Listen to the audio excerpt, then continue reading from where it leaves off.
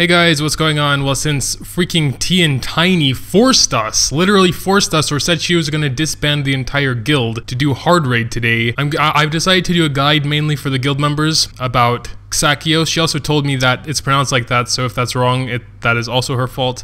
Xakios. Apparently it's Greek, she says. So if that's also wrong, you know, her email account I think is... I know we're not really ready for it, but normal raid was getting killed in like one day, and that's kind of boring.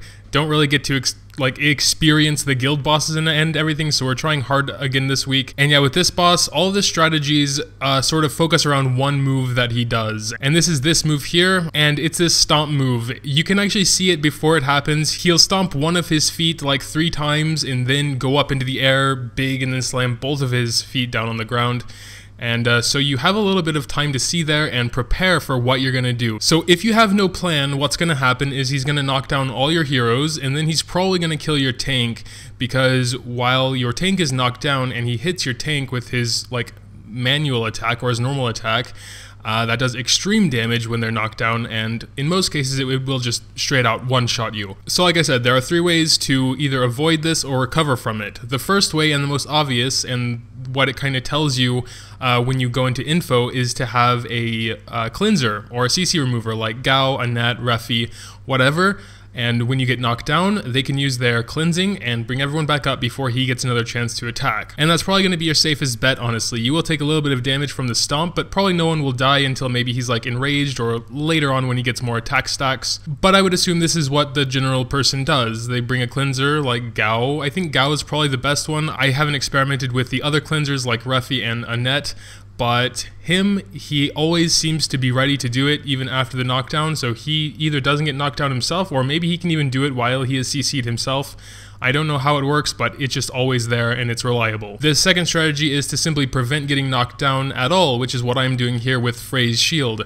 I'm not too sure who else can do this reliably, put up a CC shield on the entire party, with a fast enough cooldown. I know Bowdoin can shield everyone, but his has a 60-second cooldown, so it's not going to work out. So I'm using Frey for this run, mainly because I wanted to bring 2 DPS, and with Gao in there wasn't any room for a healer anymore. So basically what I do is just save Frey's shield until he's about to do his stomp, and the shield absorbs everything, they don't get knocked down, and everything is peachy keen. And of course, the third way is to simply CC him before he gets it off. Now, of course, this might be a little bit more risky, because you know, he gets CC resist stacks over time. I heard it's a 10-second self buff that keeps going up with more CCs during that 10 seconds, and then it like resets, I guess. So for that strategy to be reliable or safe, you would probably need a lot of CC, or units that have multi-hit CCs like Kaola's Lightning, for example. I've seen used in great effect. Other heroes with CC to stack on top of that in case Kaola's Lightning isn't enough to interrupt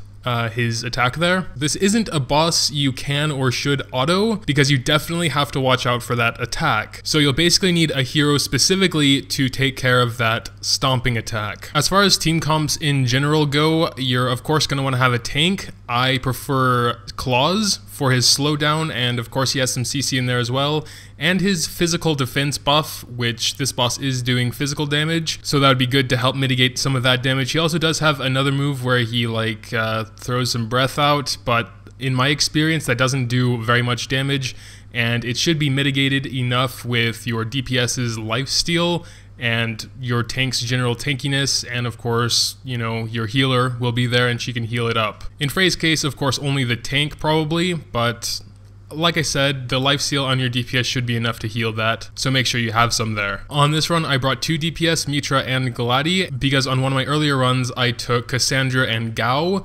Cassandra was just to heal, and Gao was to cleanse, and then that only left room for a tank and 1 DPS, so I just took Gladi, and of course, that did decently well as well, but I knew I could get a little bit more out of it. So I decided to take Frey, which actually took the spot of 2 heroes. In my case though, my Frey is only T1, so I had to take that into consideration because I would be losing 15% crit rate on my DPS, so I had to adjust their gear accordingly. So you always have to keep those little things in mind when you're changing on your team to something you're not really used to taking. And yeah, that's pretty much it. So the main thing to watch out for on this boss is his stomping move. Again, it can be seen beforehand, so you have some time to prepare with his little stomps on one foot, and then he'll jump up into the air and do his big stomp. So besides that, I don't really know what else there is to say about it. If you have any questions about this boss or you want more details which I maybe have left out, you can drop them down in the comments below and I'll do my best to answer them, or someone else from the community can answer them as well. Leaving a like would also be greatly appreciated if you did happen to enjoy. Thanks, as always, for watching, and until next time. And as always, a big thanks to my supporters over on Patreon.